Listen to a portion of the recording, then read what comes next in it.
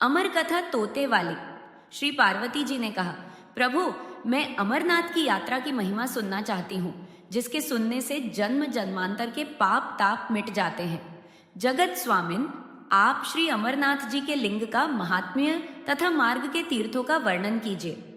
श्री अमरनाथ की यात्रा तथा पूजन विधि भी कहें और यह भी बताएं कि जो शास्त्रोक्त यात्रा को त्याग कर केवल लिंग के ही दर्शन करता है, वह किस गति को प्राप्त होता है। भगवान श्री शंकर ने कहा, मनुष्य श्री अमरनाथ जी की यात्रा करके शुद्ध को प्राप्त करता है तथा शिवलिंग के दर्शनों से भीतर बाहर से शुद्ध होकर धर्म अर्थ काम वचन तथा मोक्ष को प्राप्त करने में समर्थ हो जाता है। वह मनुष्य जो कि मार्ग के तीर्थों पर यथाविधि स्नान दान इत्यादि न करके सीधा गुफा ही में पहुंच जाता है, उसकी यात्रा निष्फल समझो। भगवान श्री शंकर ने कहा, हे देवी, दो प्रकार की ऊपर तथा नीचे की यात्रा है। ऊपर की यात्रा मोक्ष चाहने वाले योगियों के लिए प्राणायाम द्वारा है।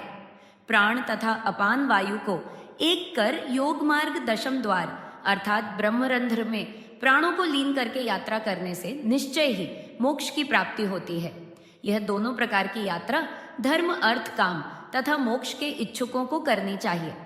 निम्न निचली यात्रा यानी पैदल यात्रा से मनुष्यों के संपूर्ण पाप दूर होकर चित्त निर्मल हो जाता है और इसी तरह हठयोग और राजयोग से तीर्थ पर किसी अच्छे विद्वान पंडित द्वार अमर कथा सुनने से पुरुष ज्ञान का अधिकारी हो जाता है। इस तरह से कहे गए के अनुसार यात्रा करने वाले मुक्ति को प्राप्त करते हैं। अतः पुण्य देने वाली निम्न यात्रा का यहाँ वर्णन है।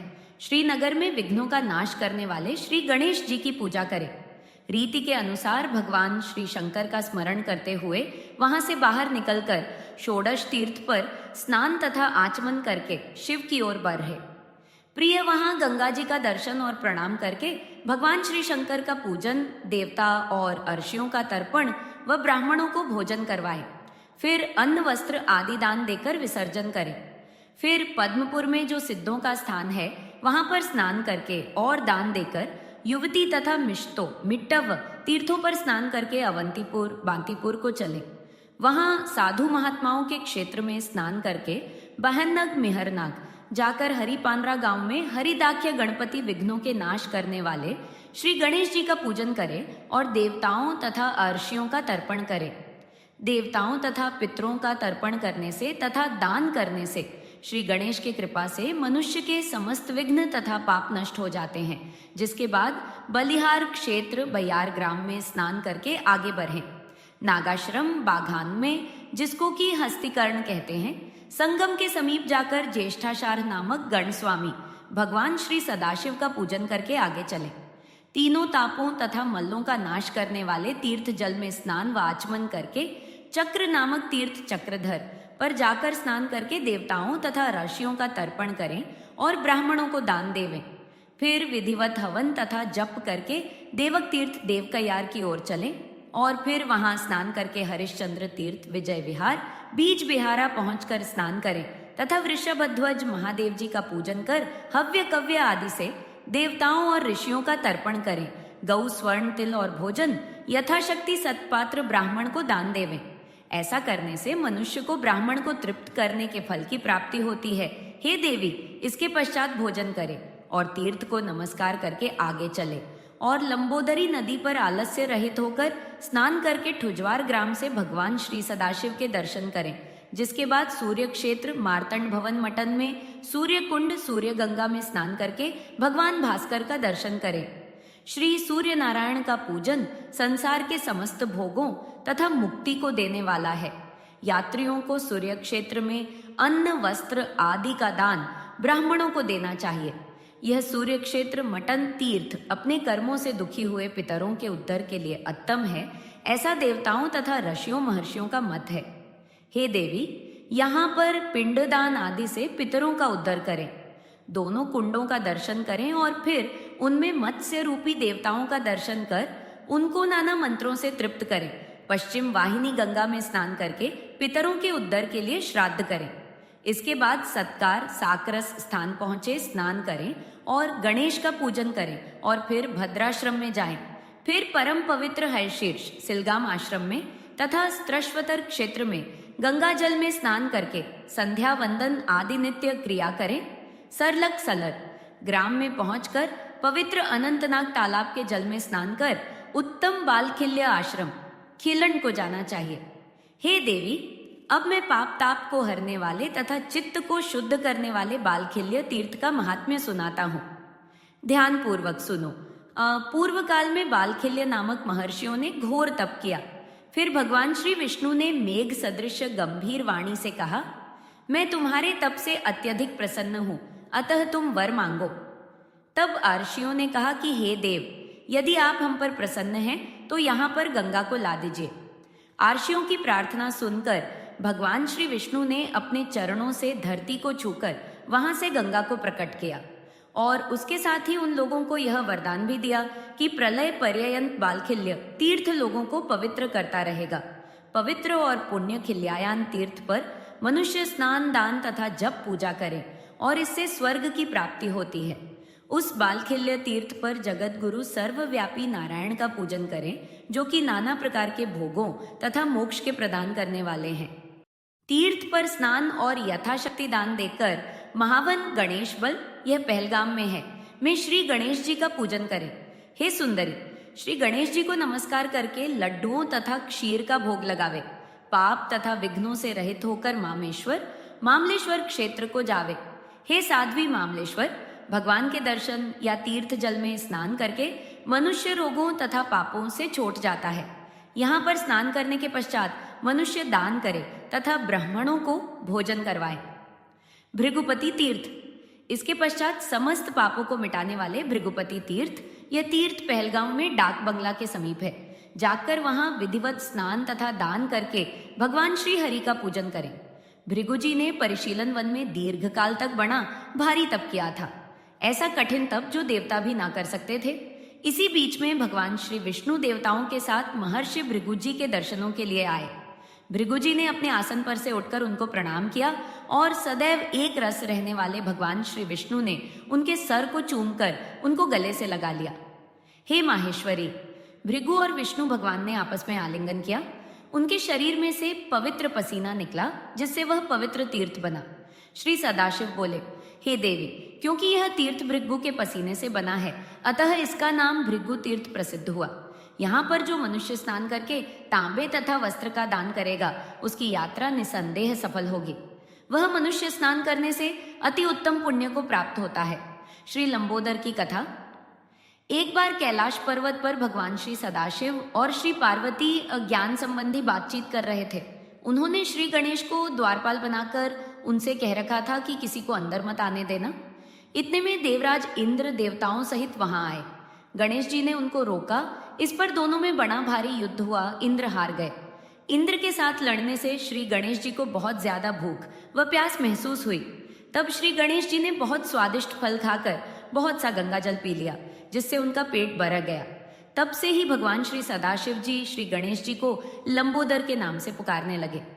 हे देवी, भगवान श्री सदाशिव ने जब गंगा को सूखा हुआ देखा तो क्रोध में भरकर श्री गणेश जी के पेट पर डमरू से चोट की, जिससे गंगा उनके पेट में से निकलकर बहने लगी और पौराणिक कथाओं में उसका नाम लंबोदरी प्रसिद्ध हुआ। हे प्रिय, लंबोदरी नदी के जल का स्पर्श कोटि जन्मों के पापों का नाश करता है, इसीलिए मामलेश्वर के पास इस नदी का स्पर्श करना आवश्यक है। इसके पश्चात रंजीवन में गोलाकार पत्थर की देव मूर्ति का दर्शन करें और वहां से सीताराम कुंड में स्नान करके आगे बढ़ें। रमजनोपल की कथा। सीता, लक्ष्मण तथा राम ने विचरते विचरते रमजनख्य पवित्र वन में आकर मदयुक्त राक्षसों को देखा। इससे उनको पसीना आ गया। वह पसीना कुंडों में पड़ने से यह कुंड परम पवित्र हो गए। भगवान श्री रामचंद्र जी महाराज पाषाण पर चढ़कर बाणों से राक्षसों को समाप्त करने लगे। बहुत से राक्षस मारे गए और बाकी के इधर उधर भाग गए। उन राक्षसों का खून गिरने से यह गंधशैल छोटी पहाड़ी रंगीन हो गई और भगवान श्री रामचंद्र जी महाराज के चरण स्पर्श से दूसरों को पवित्र करने वाली हो गई। इस रमजनोपल के दर्शन से मनुष्य पापों से मुक्त हो जाता है और कुंड में स्नान करने समस्त पापों से छुटकर मुक्त हो जाता है। इसके बाद नीलगंगा में स्नान करके प्रसन्न चित्ता हो स्थानु आश्रम चंदनवाणी की यात्रा करें।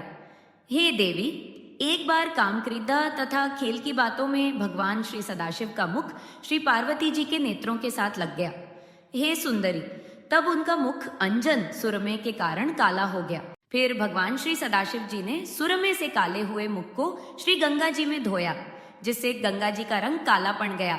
अतः गंगा का नाम नील गंगा प्रसिद्ध हो गया। यह नदी महापापों को नष्ट करने वाली है।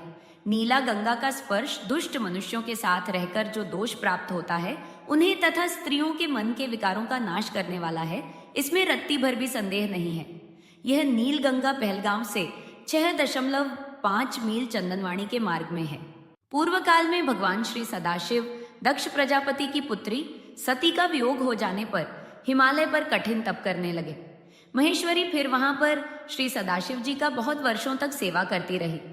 सती ने पर्वतराज के यहाँ जन्म लेकर पार्वती का रूप पाया। तपस्या करने के पश्चात भगवान सदाशिव की सेवा करने लगी, लेकिन उनकी सेवा करने पर भी भगवान श्री सदाशिव की समाधि न खुलने पाई। तब श्री पार्वती जी चंदन वाटिका में बड़ी घबराई, जिस वाटिका में भगवान सदाशिव वृक्ष के समान निश्चल रूप से तप में स्थित थे। उस वाटिका का नाम बाद में महापाप विनाशक प्रसिद्ध हुआ। हे देवी, इस स्थानीय आश्रम चंदनवाणी के पास जो स्नान करता है, वह शिव धाम को प्राप्त होता है। ब्रह्म हत्या तथा गौ हत्या आदि महापाप करने वाला मनुष्य यदि चंदनवाणी में स्नान करे तो समस्त पापों से मुक्त हो जाता है।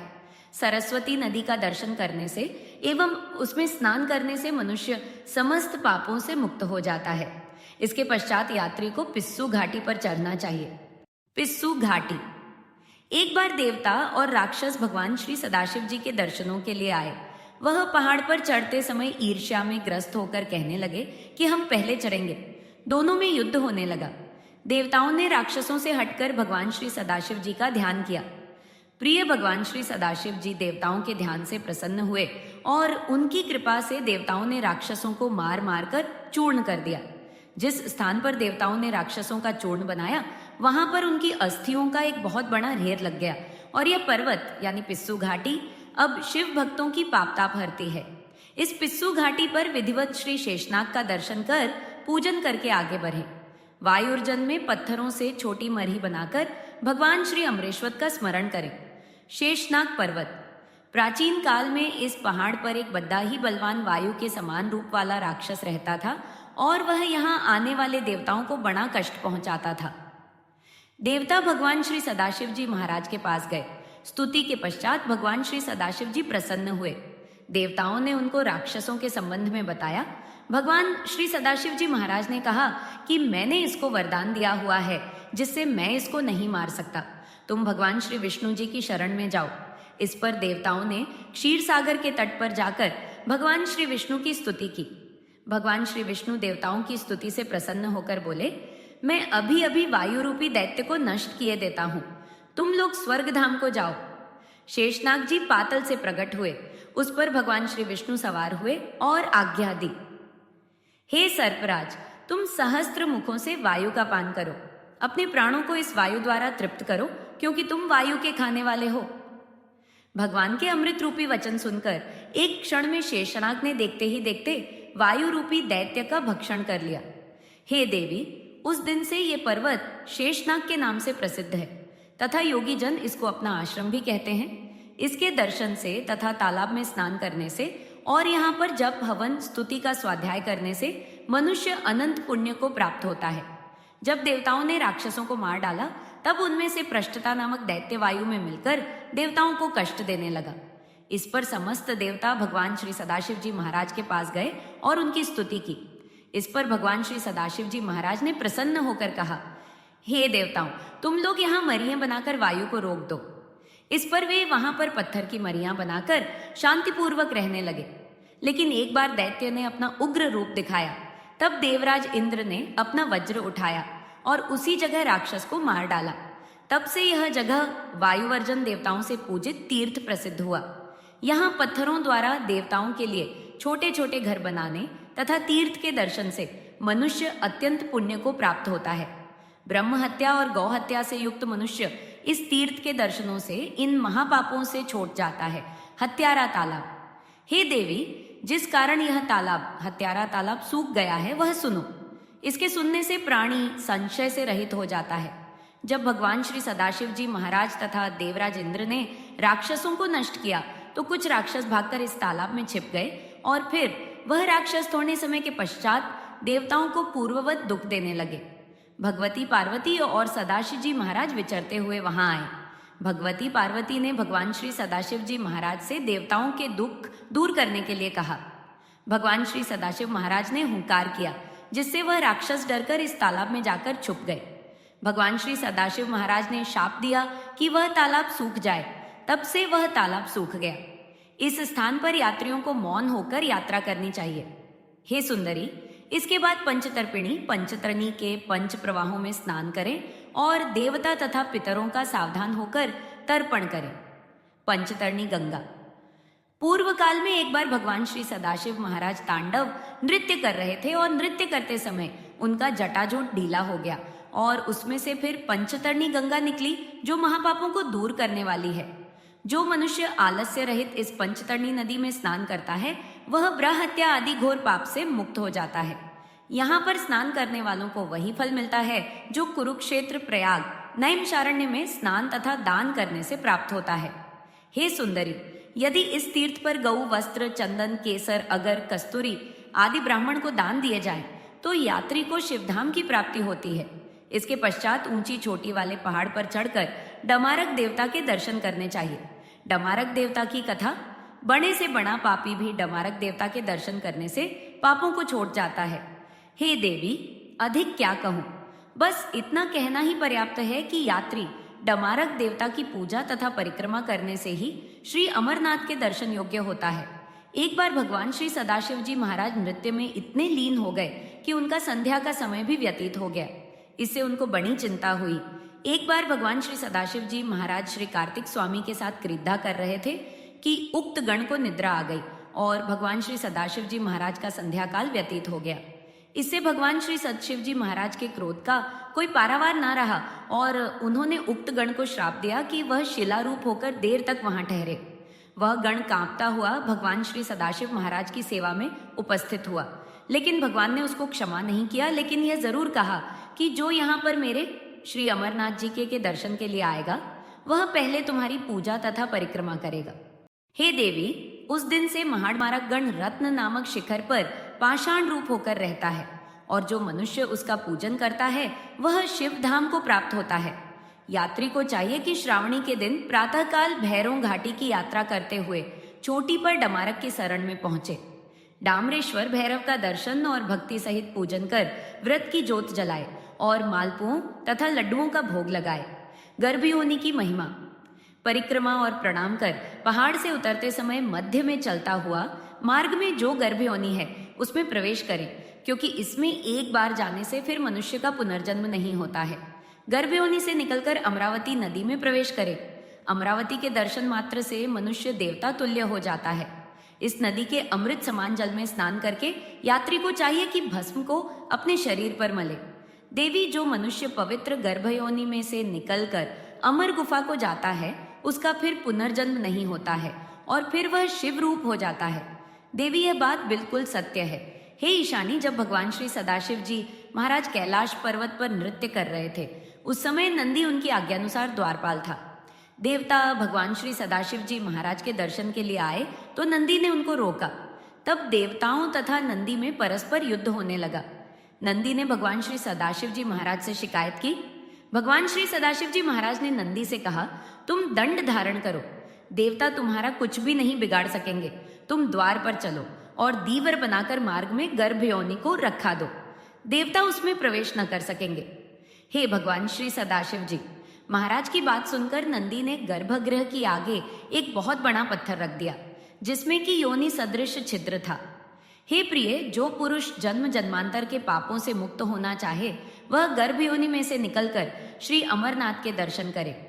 फिर अमरावती नदी में स्नान कर उसी की भस्मरूप कीचादाट को शरीर पर मलकर और उनसे सफेद होकर थोड़ा वस्त्र, कोपीन और रेशमी धोती को पहन जर सन्मार्ग प्रदान करो कहते हुए तथा शिव शिव उच्चारण करते हुए क्रोध, मोह आदि को त्याग कर पहाड़ पर चढ़े।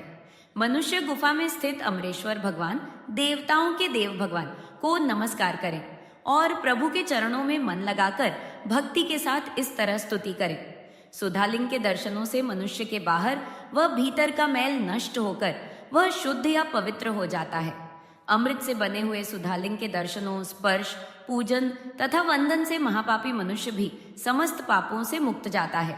कलयुग में मुक्ति का इससे बढ़कर दूसरा साधन बिल्कुल नहीं है। वितस्ता, झेलम नदी में स्नान और श्री अमरनाथ जी की यात्रा में 30 स्नान है। इसके अलावा यहाँ पर देवताओं के 36 स्थान है। उन देवस्थानों के दर्शन करने से मनुष्य को शिवधाम की प्राप्ति होती है। इस प्रकार यदि मनुष्य यात्रा करता हुआ रसात्मक लिंग के दर्शन करे तो मोक्ष को प्राप्त होता है, जिससे कि उसको फिर बार बार जन्म मरण का दुख नहीं भोगना पड़ता। अमरेश महादेव। पार्वती जी बोली, प्रभु अब अमरेश महादेव की कथा सुनना चाहती हूँ और यह जानना चाहती हूँ कि महादेव गुफा में स्थित होकर अमरेश क्यों कर और कैसे कहलाए। भगवान श्री सदाशिव जी महाराज ने उत्तर दिया, देवी सुनो, मैं अब अमरनाथ जी के महातीर्थ के संबंध में विस्तार पूर्वक कहता हूँ। इसके सुनने से मनुष्य करोड़ों पापों से छूट जाता है। आदिकाल में ब्रह्मा, प्रकृति, अहंकार, स्थावर, पर्वतादि, जंगल, मनुष्य, संसार की उत्पत्ति हुई। इस क्रमानुसार देवता, ऋषि, पितर, गंधर्व, राक्षस, सर्प, यक्ष, भूतगण, कुष्मांड, भैरव, गीदड़, दानव आदि की उत्पत्ति हुई। इस तरह नए प्रकार के भूतों की सृष्टि हुई, परंतु इंद्रादि देवता सहित सभी मृत्यु के वश में हुए थे। देवता भगवान श्री सदाशिव जी महाराज के पास गए और उनकी स्तुति की। देवताओं ने कहा, हमको मृत्यु बाधा करती है, आप कृपया कोई ऐसा उपाय बतलाएं जिससे कि मृत्यु हम लोगों को बाधा ना करे। भगवान सदाशिव जी महाराज ने देवताओं की बात सुनकर कहा, आप लोगों की मृत्यु के भय से रक्षा करूंगा। भगवान श्री सदाशिव ने इस तरह कहकर अपने सिर पर से चंद्रमा की कला को उतारकर निचोड़ा और देवताओं से कहा, यह आप लोगों के मृत्यु रोग की औषधि है। देवी इस चंद्र कला के निचोड़ने से पवित्र अमृत की धारा बह निकली और वह धारा अमरावती नदी है। प्रिया, जो अमृत के बिंदु चंद्रकला निचोड़ते समय भगवान श्री सदाशिव जी महाराज के शरीर पर पड़े थे, वह सूख गए और पृथ्वी पर गिर पड़े। गुफा में जो भस्म है वह अमृत बिंदु के कण है, जो भगवान जी के चंद्रकला के निचोड़ने से शरीर पर और बाद में पृथ्वी पर गिरे थे। हे देवी, भगवान श्री सदाशिव जी महाराज देवताओं को प्रेम दिखलाते हुए द्रवीभूत हो गए। देवता भगवान श्री सदाशिव जी महाराज को जल स्वरूप देखकर स्तुति करने लगे और बार बार नतमस्तक होकर नमस्कार करने लगे। तब भगवान श्री सदाशिव जी महाराज ने पुनः अपना यथार्थ स्वरूप उनको दिखाया। इसी कारण प्रत्येक पक्ष में अमृत पिघलता और जमता है। देवी, यह रस द्रवीभूत कठिन होकर लिंग रूप में परिवर्तित हो गया। लिंग रूप भगवान श्री सदाशिव जी महाराज को फिर द्रवीभूत हुआ देखकर देवता उनको बारंबार नमस्कार करने लगे। भगवान श्री सदाशिव ने बद्धी दयायुक्त वाणी से देवताओं से कहा, हे देवताओं, तुमने मेरा बर्फ का लिंग शरीर इस गुफा में देखा है। इस कारण मेरी कृपा से आप लोगों को मृत्यु का भय नहीं रहेगा। अब तुम यहीं पर अमर होकर शिव रूप को प्राप्त हो जाओ। आज से मेरा यह अनादि लिंग शरीर तीनों लोकों में अमरेश के नाम से विख्यात होगा। देवता इस अमरेश्वर महाराज के लिंग शरीर को नमस्कार और परिक्रमा करके अपने अपने स्थान को चले गए और सत्ता रूप से गुफा में भी रहे। हे देवी, भगवान श्री सदाशिव देवताओं की ऐसा वर देकर उस दिन से लीन होकर गुफा में रहने लगे।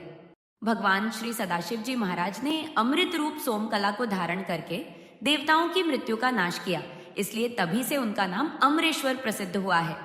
हे महेश्वरी, गर्भपात करने वाला, गुरु की शैया पर आरूढ़ होने वाला, ब्रह्महत्या आदि करने वाला, यदि श्री अमरनाथ जी के रसमय लिंग शरीर का दर्शन करे तो वह उसी क्षण समस्त पापों से मुक्त हो जाता है। कबूतरों का रहस्य। भगवती पार्वती ने भगवान श्री सदाशिव जी से पूछा, प्रभु, कौन से शिवगण कबूतर हुए हैं और कबूतर क्यों कर हुए हैं और कहाँ पर स्थित है? कृपया यह सब मुझे विस्तार पूर्वक बतलाइए। भगवान श्री सदाशिव बोले, एक समय भगवान महादेव संध्या समय नृत्य कर रहे थे कि यह गण आपस में ईर्ष्या के कारण कुरु कुरु शब्द करने लगे।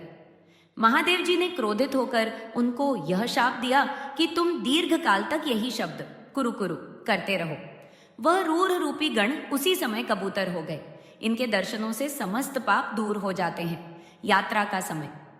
भगवती श्री पार्वती ने भगवान श्री सदाशिव जी महाराज से पूछा, प्रभु, किस समय की यात्रा महाफल देने वाली है? श्री अमरनाथ जी के दर्शन पूजन से क्या फल प्राप्त होता है? इसके अतिरिक्त वह भी बताइए कि बड़े से बड़ा पापी किस वस्तु का दान करे जिससे कि उसके समस्त पाप नष्ट हो जाएं। हे देवी श्रावणी, पर यात्रा करनी बड़े भारी पुण्य को देने वाली है, क्योंकि भगवान श्री सदाशिव जी महाराज ने अपना स्वरूप श्रावण रक्षा पूर्णिमा में ही प्रकट किया है। देवी काशी में लिंग दर्शन तथा पूजन से 10 गुना, प्रयाग से 100 गुना, नैमिषारण्य तथा कुरुक्षेत्र से 1000 गुना अधिक पुण्य देने वाला श्री अमरनाथ जी का पूजन है, जो कि मैंने तुम्हारे हित के लिए कहा है। देवताओं की 1000 वर्ष तज सोने, फूल, मोती और पट्ट वस्त्रों से पूजा का जो फल मिलता है, वह श्री अमरनाथ के रसलिंग पूजा से एक ही दिन में प्राप्त हो जाता है। कस्तूरी, कपूर, चंदन, केसर, मोती, सोना, चांदी, पुष्प, धूप, दीप, नैवेद्य और अनेक प्रकार की सामग्री से जो मनुष्य भगवान श्री अमरनाथ जी का पूजन करता है, उसको बड़ा भारी फल मिलता है। भगवान श्री अमरनाथ जी की आरती और परिक्रमा से भी बहुत पुण्य प्राप्त होता है। श्री अमरनाथ जी का दर्शन स्पर्शन करके पंचतरंगिणी के उत्तर संगम में जाकर देव व पितृ प्रसन्नार्थ श्राद्ध करें। लौटने पर यात्रियों को मामलाख्य महाग्राम में जाकर श्री गणेश जी का पूजन करना चाहिए। पाताल गंगा में स्नान करके यात्रियों को अपने अपने घरों को वापस जाना चाहिए। श्री बूढ़े अमरनाथ की कथा। श्री बूढ़े अमरनाथ स्वामी का प्रख्यात ऐतिहासिक मंदिर पुंछ से 25 किलोमीटर दूर राजपुर मंडी में स्थित है। प्राचीन ग्रंथ राज तरंगिणी में भी इस महान ऐतिहासिक तीर्थ स्थल का उल्लेख मिलता है। हिंदू तथा मुसलमान इस तीर्थ स्थल को समान रूप से मानते हैं। अनेक आक्रामकों ने इस पवित्र तीर्थ स्थल पर आक्रमण करके इसे नष्ट करने की कोशिश की, लेकिन वे सभी प्राकृतिक आपदाओं का शिकार होकर अपने प्राणों से हाथ धो बैठे। क्षेत्र के मुसलमानों का कहना है कि एक बार जब पाकिस्तानियों ने इस क्षेत्र पर कब्जा कर लिया था, तो उनके कब्जे के 1.5 वर्ष की अवधि के दौरान इस मंदिर के साथ बहने वाले झरने का पानी सूख गया था। लेकिन जैसे ही भारतीय सेना ने पाक आक्रामकों का कब्जा हटाया, भगवान शिव ने झरने को फिर पानी से लबालब कर दिया। यह मंदिर, जो कि वर्षों तक भूमि में दबा रहा, इसके पता लगाने का श्रेय महारानी चंद्रिका, महारानी लोरन को है, जो भगवान शिव की कट्टर भक्त थी तथा प्रतिवर्ष श्री अमरनाथ की यात्रा पर आया करती थी। किन्हीं कारणों से वह एक बार यात्रा को नहीं आ सकी। इस पर उन्होंने खाना पीना छोड़ दिया। महारानी लोरन की भक्ति से प्रसन्न होकर भगवान शिव ने एक साधु के रूप में उन्हें दर्शन दिए तथा कहा कि वह लोरन नदी से 3 किलोमीटर दूर नीचे की तरफ जाकर भगवान शिव के दर्शन पा सकती हैं। साधु के नेतृत्व में अपने हजारों अनुयायियों के साथ महारानी मंदिर के वर्तमान स्थल पर पहुंची, जो कि धरती में काफी दबा हुआ था और इसके इर्द गिर्द उगे वनस्पतियों के कारण दिखाई नहीं देता था। इस पवित्र स्थल पर पहुंचकर महारानी तथा श्रद्धालु भाव विभोर होकर प्रार्थना में खो गए और इसी बीच नाटकीय रंग से साधु वहां से गायब हो गया। लोगों ने उसे तलाशने की बहुत कोशिशें की, लेकिन असफल रहे। अतः समझा जाने लगा कि वह साधु कोई और नहीं बल्कि साधु वेशधारी स्वयं भगवान शिव ही थे। तभी से इस मंदिर का नाम बूढ़े अमरनाथ स्वामी पड़ गया।